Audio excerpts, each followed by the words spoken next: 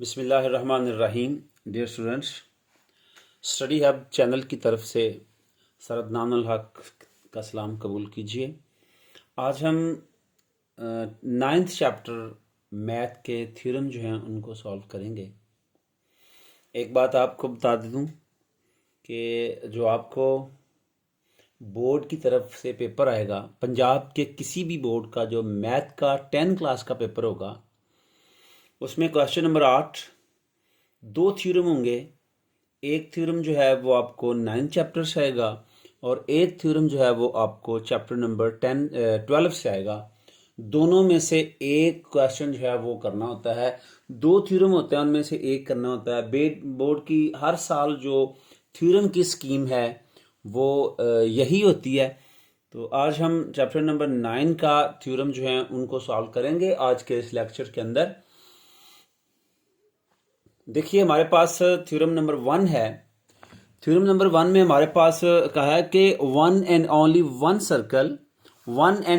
One circle can pass through 3 non collinear points.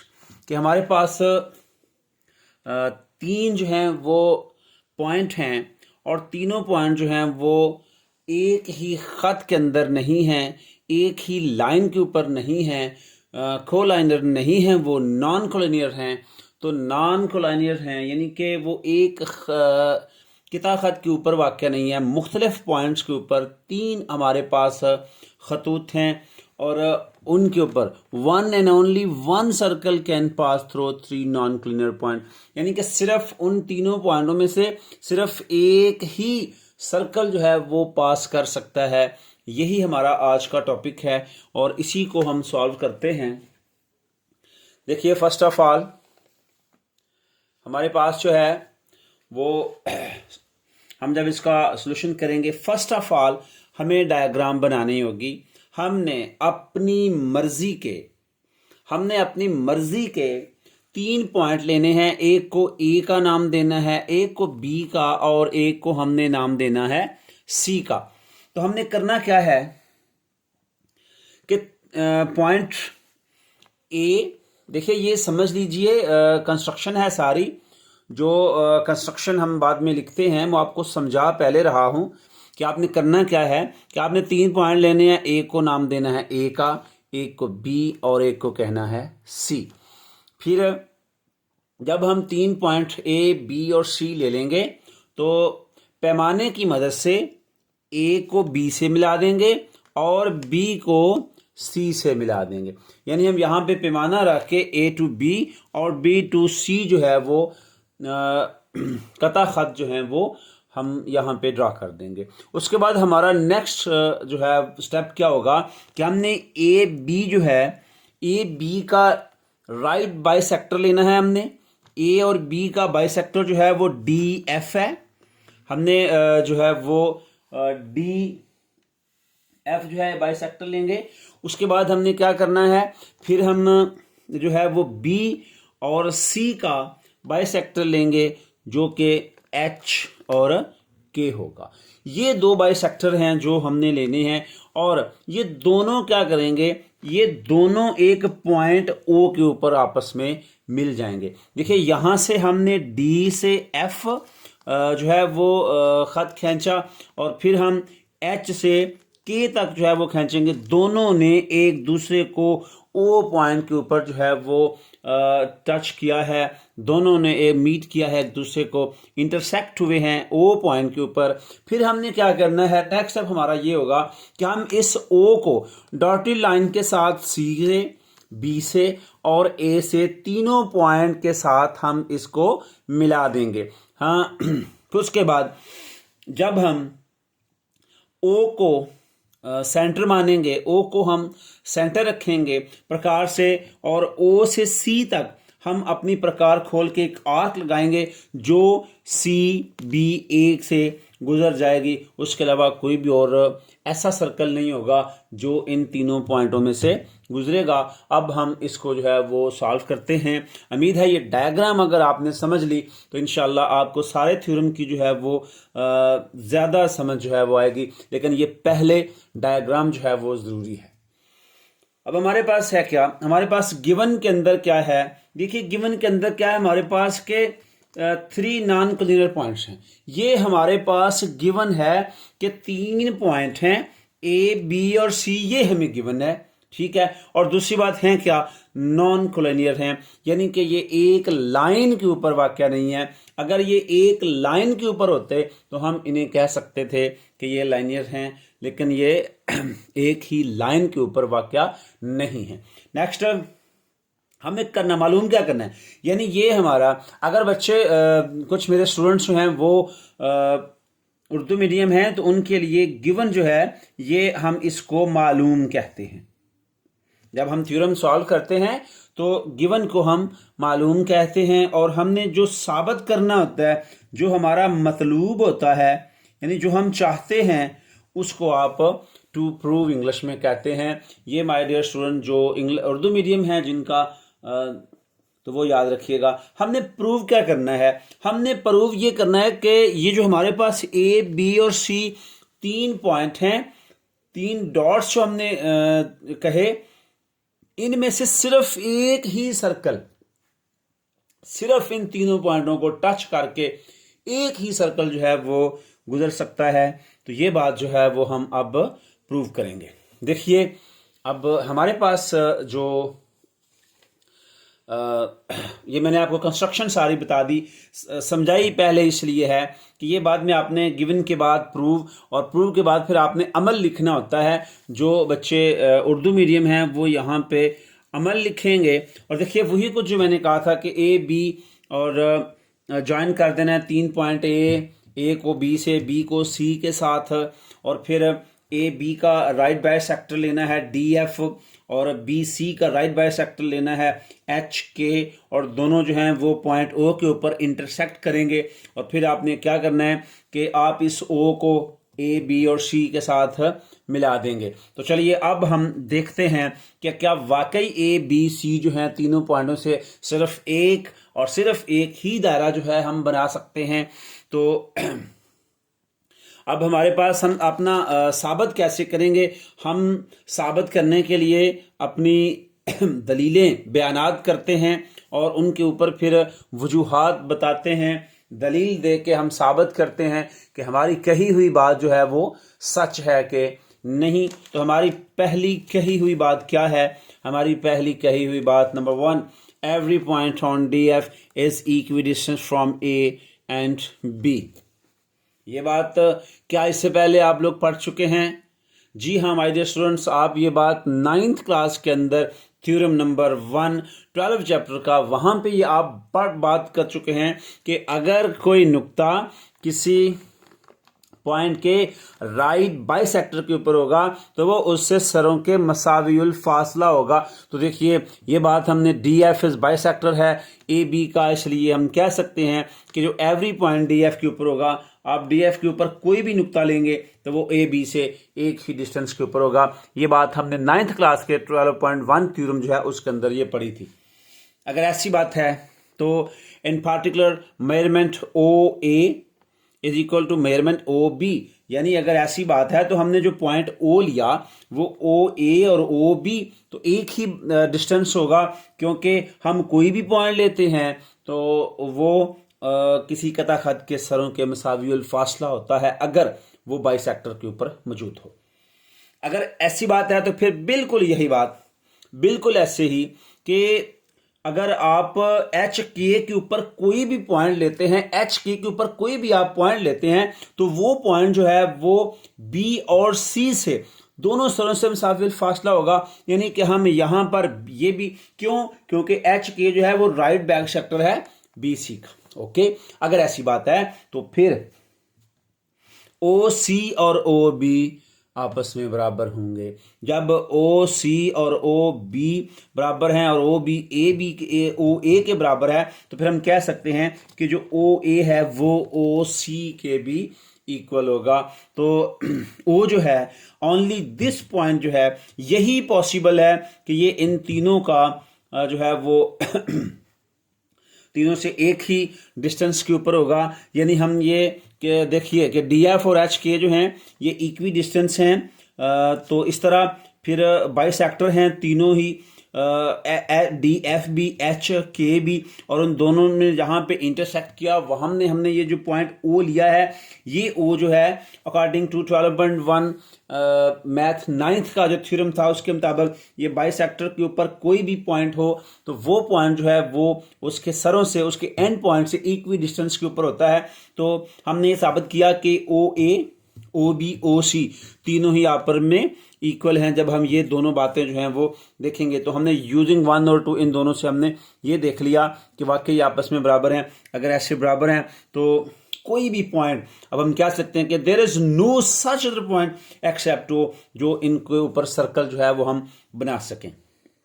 तो अब ये हमारा रिजल्ट है कि hover circle with centre O and radius O ए।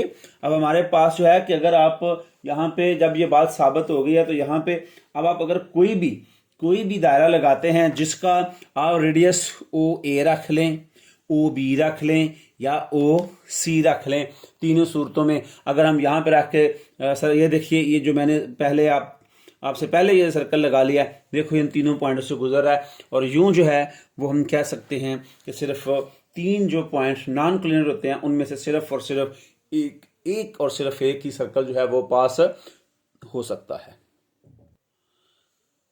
जी तो माय डियर स्टूडेंट्स, अब हमारे पास थ्योरम नंबर 2 है, 9th चैप्टर है 10th क्लास का मैथ।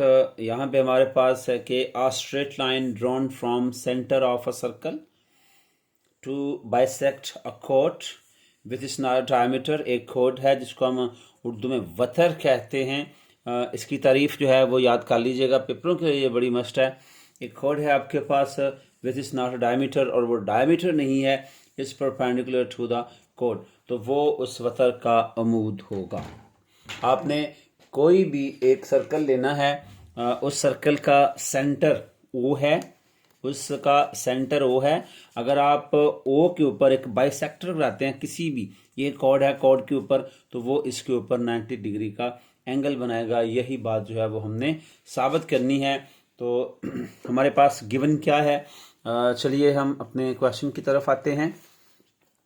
हमारे पास देखिए ये एक सर्कल है, सेंटर इसका ओ है, और कंस्ट्रक्शन मैं आपको पहले बता रहा हूँ ताकि आपको इस थ्योरम की समझ आए। कंस्ट्रक्शन पहले बता रहा हूँ, आपने एक ओ सेंटर का एक सर्कल लगाना है और एक आपने कॉर्ड लेनी है, कॉर्ड ए बी, यानी वतर ए और बी। इसकी डेफिनेशन लाजमी याद करिएगा कि, और ये देखिए कि ये इसका डायमीटर नहीं है, डायमीटर होता तो वो इसके सेंटर से गुजरता है। हमने सेंटर की बात नहीं लिखी कि कोड है कि जो किसी सर्कल के सेंटर से ना गुजरे और दायरे को 2 पॉइंट्स के ऊपर टच करे, हम उसको कोड या वतर कहते हैं। ये डेफिनेशन याद कर लीजिएगा पेपर के लिए। यहाँ से अगर आप कोई भी अमूद आते हैं, उसका बाइसेक्ट इसका करते हैं, तो वो ए बी के ऊपर अमूद होगा।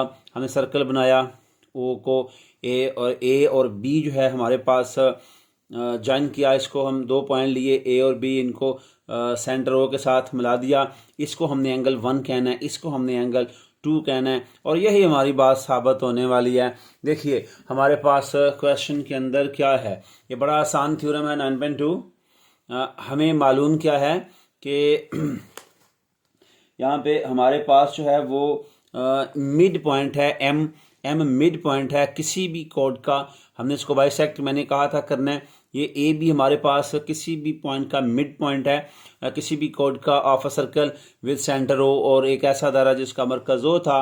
और कोड जो ए बी है ये डायामीटर नहीं है, ये बात भी आपने याद रखनी है कि ये डायामीटर नहीं है। अगर डायामीटर होता तो वो इसके सेंटर से गुजरना था। हमने ये हमें मालूम है, ये चीज़ें हमें मालूम है, गिवन है। गिवन वो चीज़ होती है जो हमें यहाँ पे थ्योरम के अंदर बताई जाती है, वो गिवन होती है। और हमने जो मालूम करनी होती है, जो हमें क्वेश्चन होता है कि इसको ये फाइंड करें, उसको हम जो है वो मतलूब कहते हैं। अब यहाँ पे हमारे पास मतलूब क्या है, हमारे पास मतलूब है कि जो ओ एम है ये परपेंडिकुलर है ए बी कोड का, ये हमने साबित करना है।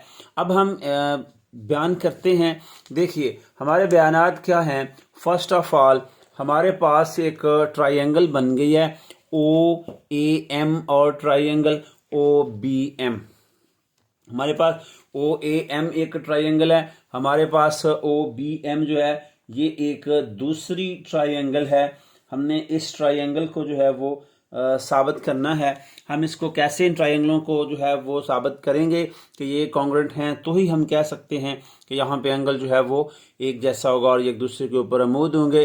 देखिए फर्स्ट ऑफ ऑल ओ ए, देखिए पहली बात ओ ए और ओ बी ये एक दूसरे के इक्वल हैं। कैसे इक्वल हैं कि दोनों ही एक ही सर्कल के रेडियाई हैं, यानी रेडियस है ये दोनों के दोनों एक ही सर्कल का। और दूसरा ए एम और बी एम, ए एम और बी एम ये दोनों भी कॉमन है। कैसे कॉमन है कि हमने पहले कहा था कि जो एम है ये एक कोड ए बी जो डायमीटर नहीं है उसका मिड पॉइंट है। तो ये हमने गिवन है, यहाँ पे हमने कहा था कि ये मिड पॉइंट है। देखिए ये हमने कहा था कि ये मिड पॉइंट है, तो ए एम और बी एम आपस में इक्वल हो गए। तीसरी बात ओ एम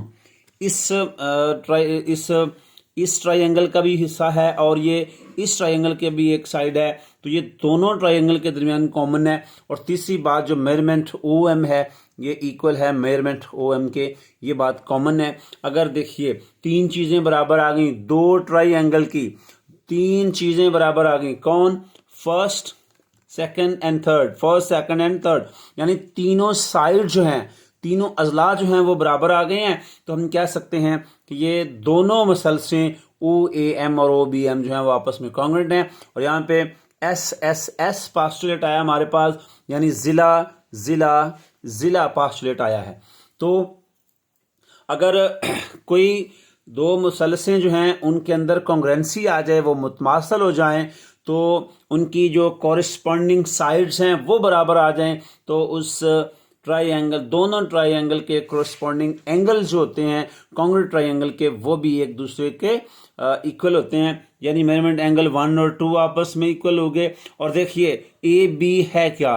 ए बी जो है अब ये दोनों एडजेसेंट एंगल्स हैं और ये सप्लीमेंट्री एंगल हैं। सप्लीमेंट्री एंगल किसे कहते हैं? अगर sum of two adjacent angle equal to 180 then it is called supplementary angle. तो एंगल 1 और 2 को अगर हम ऐड करें, angle 1 plus angle 2 it is equal to angle A M B, ये स्ट्रेट लाइन का एंगल है। तो स्ट्रेट लाइन का जो एंगल होता है 180 का होता है। और हमने पहले साबित कर दिया है कि मेजरमेंट एंगल 1 और मेजरमेंट एंगल 2 एक दूसरे के इक्वल हैं। अगर ये दोनों आपस में इक्वल हुए तो इनमें से एक जो है वो 180 का हाफ का इक्वल होगा और 180 का हाफ 90 है। देखिए अगर ये एंगल 1 और एंगल 2 दोनों 90 डिग्री के हो गए हैं, तो हम कह सकते हैं कि जो ओ एम है ये परपेंडिकुलर होगा ए बी के ऊपर। अब हमारे पास थ्योरम नंबर 9.3 है, perpendicular from the centre of a circle on chord bisected. ये 9.2 का जो है वो रेसिप्रोकल कह लीजिए, उल्टी होगा। जो 9.2 के अंदर हमें मालूम था अब वो हमारे लिए मतलूब है, जो हमें पहले गिवन था अब हमने उसको प्रूव करना है। तो अब हम इसको प्रूव करते हैं। फिर बिल्कुल वैसे ही डायग्राम जो हमारे 9.2 के अंदर है, हमने ओ को सेंटर मान के हमने एक जो है वो सर्कल बनाना है। ये सर्कल जो है हमने ओ सेंटर मान के एक सर्कल बनाया। इसके अंदर हमारे पास एक कोड थी ए और बी। फिर हमने क्या किया कि ए और बी को जो है वो ओ के साथ दोनों को डॉटेड लाइन के अंदर हमने मिला दिया है। हमारे पास गिवन क्या है? हमारे पास गिवन है कि तो गिवन हमारे पास क्या है कि ए बी जो है वो कोड है ऑफ सर्कल का विद सेंटर एट ओ। ओ दायरे का मरकज़ है सेंटर का और सेंटर है उसका एक सर्कल का। ए बी एक कोड है, तो ये भी डायमीटर इसका नहीं है। कैसे कि जो ओ एम है ये ए बी के ऊपर परपेंडिकुलर है। देखिए ये अब हमें गिवन है, ये अब हमें गिवन है और हमें प्रूव क्या करना है? हमने प्रूव ये करना है कि ये जो पॉइंट एम है ये मिड पॉइंट है कोड ए और बी का। इस बात को हम साबित करेंगे। साबित करने के लिए हमें क्या करना पड़ेगा? वैसे ही हमारे पास जो है वो अब दो जो है वो राइट ट्रायंगल जो है वो हमारे पास बन चुकी हैं। हमने अब इन राइट ट्रायंगल जो हैं इन्हीं से हमने अपने थ्योरम को जो है वो साबित करना है। तो अब हमारे पास जो ट्रायंगल्स हैं और दोनों ट्रायंगल यहाँ पे देखिए ये राइट बाइसेक्टर है, तो इसका मतलब क्या हुआ कि ये परपेंडिकुलर है, ओ एम जो है वो ए बी के ऊपर परपेंडिकुलर है, तो एम के ऊपर दोनों तरफ जो एंगल बनेगा वो 90 डिग्री का होगा। अब हमारे पास दो राइट एंगल ट्राइंगल हैं, कौन कौन सी, ओ एम ए और ओ एम बी, यानी कि ये दोनों हमारे पास जो है वो राइट एंगल ट्राइंगल हैं। तो इन दोनों राइट एंगल ट्राइंगल्स के अंदर हमारे पास angle O M A, angle O M A, और ये इक्वल है एंगल ओ एम बी के। क्यों इक्वल है? क्योंकि दोनों जो हैं वो ऑफ 90 डिग्री हैं, यानी एम जो है वो ए की साइड पे भी 90 का एंगल बनाएगा और बी की साइड पर भी एंगल जो है वो 90 का होगा। और दूसरी बात, ओ ए और ओ बी ये भी आपस में बराबर हैं। क्यों बराबर हैं? क्योंकि ये दोनों राइट एंगल ट्रायंगल के हाइपोटेनस ओ ए और ओ बी हाइपोटेनस दोनों जो है वो वतर जिसे हम कहते हैं, दोनों आपस में बराबर हैं। अगर ये दोनों आपस में बराबर हैं तो क्यों बराबर हैं?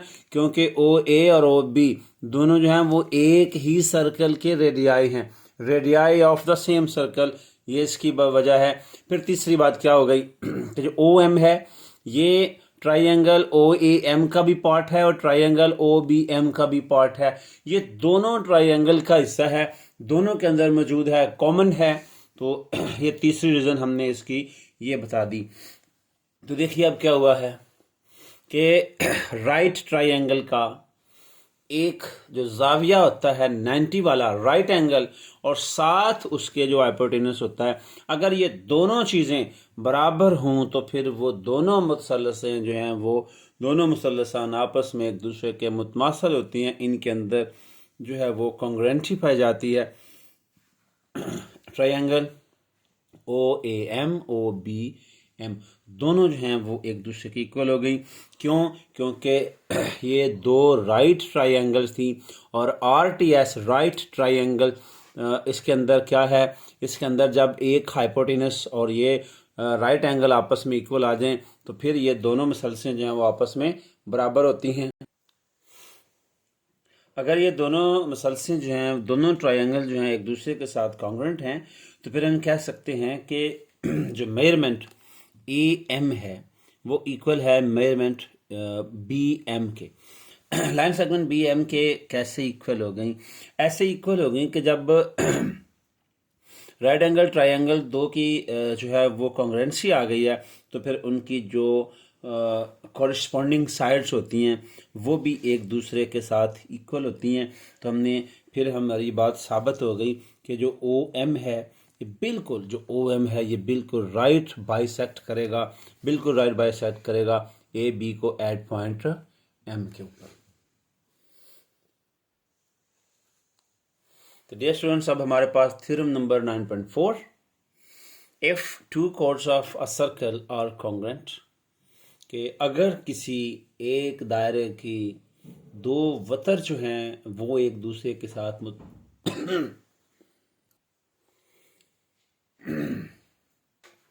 तो दे विल बी इक्विडेंशियल फ्रॉम द सेंटर, तो वो मरकज से, सेंटर से एक ही फासले के ऊपर होंगे।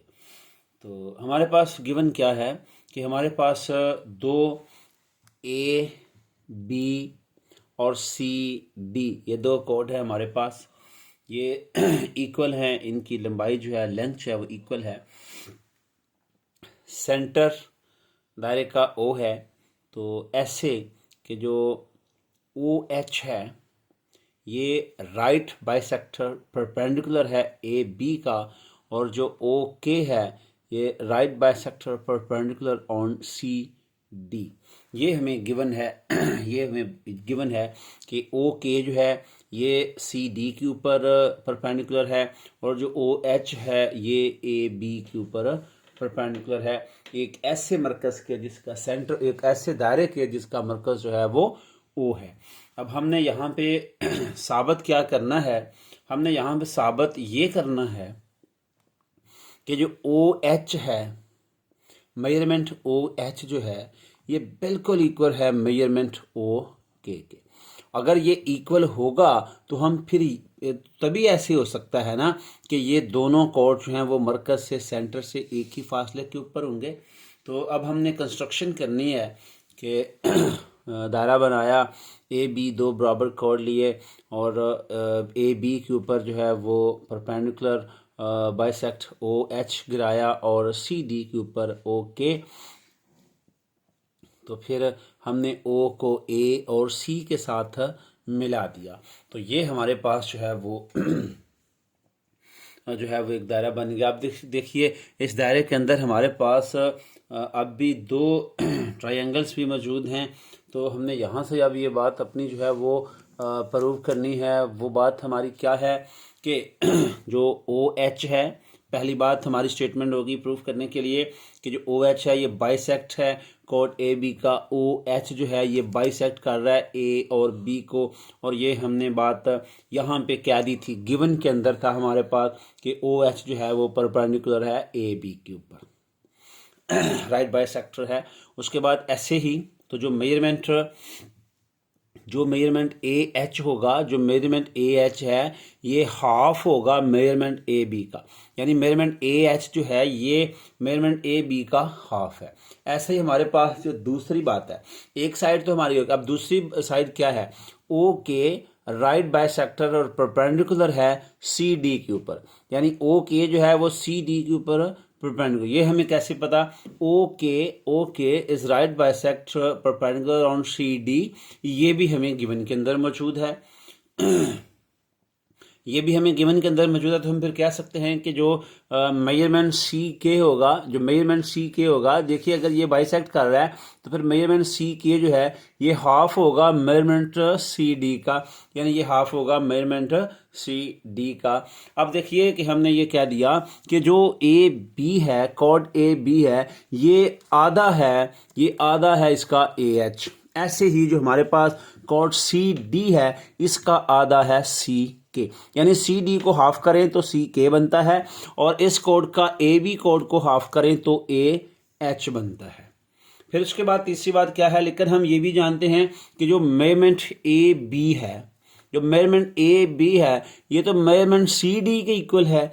ये हमें कैसे पता चला, देखिए माय डियर स्टूडेंट ये भी हमें गिवन के अंदर था हमारे पास के दो इक्वल कोड्स हैं, दो इक्वल कोड हैं सर्कल की, ये भी गिवन है। तो फिर हम कह सकते हैं कि जो ए एच है ये सी के बराबर है। कैसे, वो ऐसे कि अगर ए बी और सी डी आपस में बराबर हैं, ए एच जो है वो ए बी का हाफ है और ऐसे ही जो सी डी है इसका हाफ है सी के। अगर ये दोनों आपस में बराबर हैं तो इनके हाफ भी, इनके आधे भी आपस में बराबर होंगे, यानी ए एच और सी के आपस में इक्वल हैं। जो हमने पहले दो शराइत 1 और 2 कहा है उसकी रूप से हम कह सकते हैं कि ये भी आपस में इक्वल हैं। फिर तीसरी बात अब हमारे पास ये है कि जो हमारे पास राइट एंगल्स हैं, ट्रायंगल ओ ए एच और ट्रायंगल ओ सी के, इन दोनों के दरमियान कौन सी मुताबिकत है, इनके दरमियान क्या तल्लक है। तो देखिए इनके दरमियान राइट ट्रायंगल्स ये कैसी होंगी, दोनों ऐसे कि जो ओ एच है ये गिवन है हमें कि जो ओ एच है ये राइट बाइसेक्टर परपेंडिकुलर है ए बी का और जो ओ के है ये भी राइट बाइसेक्ट है सी डी का। तो यहाँ पे हमें ये पता चल गया। और फिर इन दोनों में ओ ए ये क्या है, रेडियस है सर्कल का, ओ ए रेडियस है और ऐसे ही ओ सी भी उसी सेम सर्कल का रेडियस है। तो फिर इसका मतलब ये हुआ कि जो सेम रेडियाई हैं एक ही सर्कल के, वो दोनों आपस में एक दूसरे के इक्वल होते हैं, यानी ओ ए और ओ सी भी आपस में इक्वल है। और ये दोनों हैं क्या, ये दोनों इस राइट ट्राइएंगल के हाइपोटेनस हैं, यानी वतर हैं ये दोनों इस राइट ट्राइएंगल के। तो रेडियाई भी हमारे सेम हो गए। तो फिर हमारे पास क्या बचा कि जो मेजरमेंट ए एच है ये तो इक्वल था मेजरमेंट सी के। तो देखिए माय डियर स्टूडेंट्स, जब इतनी बातें हम जो है वो प्रूव कर चुके हैं। हमने प्रूव कर लिया था, ये पहले भी ऑलरेडी प्रूव कर लिया था यहाँ पे कि जो ए एच और सी के हैं आपस में इक्वल हैं। अब हमारे पास तो देखिए क्या क्या इक्वल हो गया, हाइपोटेनस इक्वल हो गया, ये साइड भी इक्वल हो गई है। अगर ऐसी बात है तो फिर ये दोनों की दोनों ट्रायंगल जो हैं उनके दरमियान भी हाइपोटेनस और जो साइड है वो पोस्टुलेट आ गया है। यानी एक वतर जो तिरछा होता है वतर, और उसका जो कायदा है या इसको कायदा कह ले, दोनों में से एक, यानी एक वतर और एक साइड बराबर आ गई है। तो ये दोनों जो ट्रायंगल्स हैं ये कॉन्ग्रुएंसी के अंदर होंगी। यहाँ पे हाइपोटेनस और साइड पोस्टुलेट आ गया। अगर ये बात है तो फिर ओ एच और ओ के भी आपस में इक्वल होंगे। और यही बात हमने प्रूव करनी थी कि ओ एच और ओ के जो है वो आपस में इक्वल हैं, क्योंकि हमने साबित करना था कि जो दो कॉर्ड हैं सेम कॉर्ड हैं, एक जैसी कॉर्ड हैं, वो मरकज़ से मसावियुल फासला होंगी, इक्वी डिस्टेंस होगी। ये बात हमारी जो है वो यहाँ पे प्रूव हो गई है। अब हमारे पास 9.5 थ्योरम है। नावा चैप्टर हम उसके थ्योरम कर रहे हैं 10th क्लास के। Two chords of a circle which are equidistance from the centre are congruent. देखिए ये 9.4 का रेसिप्रोकल आ गया है। 9.4 के अंदर हमें जो गिवन था वो अब हमारे लिए प्रूव करने वाला है।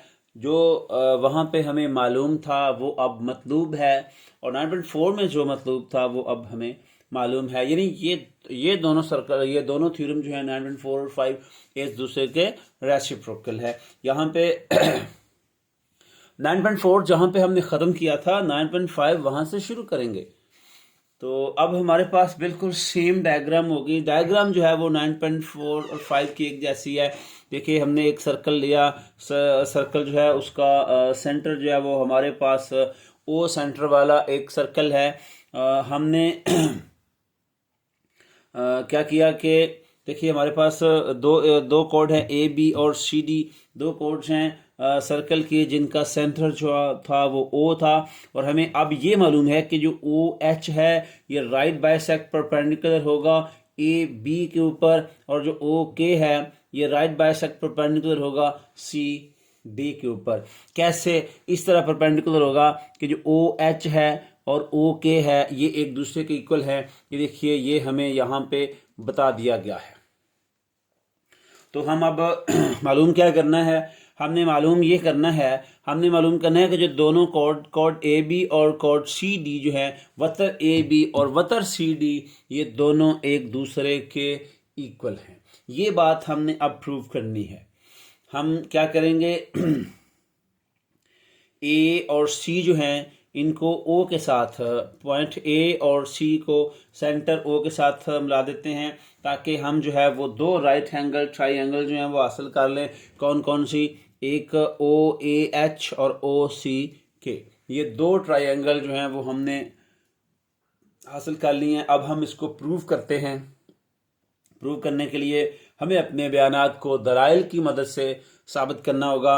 यानी हम जो भी स्टेटमेंट पेश करेंगे हमें उस स्टेटमेंट के लिए रीजंस भी देनी पड़ेंगी कि हम ऐसी बात क्यों कर रहे हैं। तो अब क्या रिलेशन है, क्या मुताबिकत है दोनों राइट एंगल ट्राइंगल्स के अंदर? जो ओ ए एच ट्राइंगल हमारे पास राइट एंगल ट्राइंगल बनी, और जो हमारे पास ओ सी के राइट एंगल ट्राइंगल बनी, इन दोनों के दरमियान हमारे पास जो है वो कौन सी बातें जो हैं वो इन दोनों को एक दूसरे के साथ मिलाती हैं। तो देखिए my dear students, first of all एक बात कि ओ ए और ओ सी एक दूसरे के इक्वल हैं। कैसे इक्वल हैं? ऐसे इक्वल हैं कि ओ ए और ओ सी जो है ये दोनों रेडियाई हैं सेम सर्कल के, और एक ही सर्कल का रेडियस तो सेम होता है। तो अगर रेडियस सेम है तो फिर ये हाइपोटेनस ओ ए और हाइपोटेनस ओ सी ये दोनों एक दूसरे के इक्वल होंगे। एक बात तो हमारी ये तय हो गई, हमने हाइपोटेनस जो है उसको इक्वल कर लिया। अब हमारे पास नेक्स्ट बात क्या है? हमारे पास जो नेक्स्ट बात है वो ये है कि हमारे पास जो ओ एच है और ओ के है, मेजरमेंट ओ एच और ओ के ये एक दूसरे के इक्वल हैं। कैसे इक्वल हैं? देखिए हमने गिवन में कहा था कि मेजरमेंट OH और मेजरमेंट OK ये दोनों एक दूसरे के, ये हमें मालूम था। गिवन को मैंने आपको बताया था, गिवन को हम क्या कहते हैं? मालूम कहते हैं। और प्रूव जो होता है ये हमारा उर्दू मीडियम वाले बच्चों के लिए ये मतलूब होता है। कंस्ट्रक्शन को अमल कहते हैं, स्टेटमेंट को बयान कहते हैं, रीजंस को दलाइल कहते हैं। हम दलाइल दे रहे हैं, 2 दलीलें हमने दे दी। कौन सी? एक हमने कहा कि दोनों ट्रायंगल के हाइपोटेनस बराबर हैं, और दूसरी बात हमने कही कि जो OH और OK हैं ये भी आपस में बराबर हैं।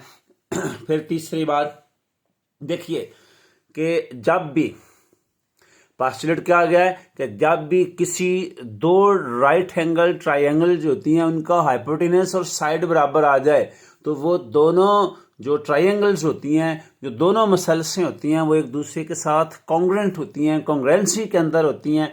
अगर ये बात हुई तो फिर AH और CK, AH और CK, देखिए जब एक हाइपोटेनस और कायदा यानी बेस बराबर है तो फिर ऑटोमेटिकली उनके एल्टीट्यूड भी आपस में बराबर होंगे। तो AH और CK जो है ये दोनों कॉरस्पॉन्डिंग साइड हैं किसी भी राइट एंगल ट्रायंगल की कॉन्ग्रुएंसी की, वो बराबर होती हैं। फिर जो मेजरमेंट AH है, मेजरमेंट जो AH है ये इक्वल है हाफ ऑफ AB के। मेजरमेंट AH जो है ये इक्वल है हाफ ऑफ AB का। यही बात हमने 9.4 में कही थी कि जो मेजरमेंट AH है हाफ ऑफ AB के इक्वल है। अभी देखिए ये पहली बात हमारी साबित हो गई जो हम और ये दूसरी बात हो गई क्योंकि जो कॉरस्पॉन्डिंग साइड्स होती हैं ऑफ कॉन्ग्रुएंट ट्रायंगल की, और जब OH परपेंडिकुलर हो कॉर्ड AB के ऊपर, ये भी हमारे पास गिवन के अंदर था कि हमने जो OH लिया था ये AB का हाफ था, और ऐसे ही जो CK है ये CD का हाफ है। तो MAH हाफ ऑफ AB और similarly CK is half of CD। तो हमारे पास अब ये बात आ गई कि दोनों एक दूसरे के हाफ के बराबर है, यानी AH और CK आपस में तो इक्वल थे। तो ये मेजरमेंट AH जो है ये AB का हाफ था, और ऐसे जो मेजरमेंट CK है ये CD का हाफ है। अगर ये आपस में हाफ जो AH और CK बराबर थे तो हाफ ऑफ AB और हाफ ऑफ CD भी तो बराबर होंगे, क्योंकि AH और CK तो हमने साबित कर लिया था कि AH CK जो है वो एक दूसरे के इक्वल है। अगर ये ऐसी बात इक्वल है तो इनके हाफ भी इक्वल होंगे। अगर AH AB के बराबर है तो फिर हाफ ऑफ AB CK के बराबर है। अगर CK हाफ ऑफ CD के बराबर है तो फिर देखिए साबित हो गया कि हमारी जो ट्रायंगल का हाफ, इन दोनों ट्रायंगल्स के अंदर जो हाफ ऑफ AB है वो हाफ ऑफ CD के बराबर है। हाफ से अगर हाफ कट जाए, हाफ से हाफ को काट दें तो measurement AB is equal to measurement CD। देखिए ये हमारे पास यही तो दोनों कॉर्ड थी, कॉर्ड AB और कॉर्ड CD, ये दोनों आपस में बराबर हो गई हैं। और देखिए माय डियर स्टूडेंट्स, यही बात हमने मतलूब थी हमारे लिए, हमने ये प्रूव करना था कि ये दोनों जो हैं वो एक दूसरे के इक्वल हैं। तो डियर स्टूडेंट्स, उम्मीद करता हूँ कि आपको 9 चैप्टर के थ्योरम जो हैं उनकी भी समझ आ गई होगी। समझ के पढ़िए, रट्टा नहीं लगाइएगा। रट्टा लगाने से भूल जाता है, लेकिन आप समझ के पढ़िएगा। आप स्टूडेंट हैं, मुस्तकबिल हैं आप अपनी कौम और मुल्क का। तो अगर आप लोगों को कहीं भी कोई प्रॉब्लम या नहीं समझ आती तो आप कमेंट सेक्शन के अंदर हमसे पूछ सकते हैं। अल्लाह हाफिज़।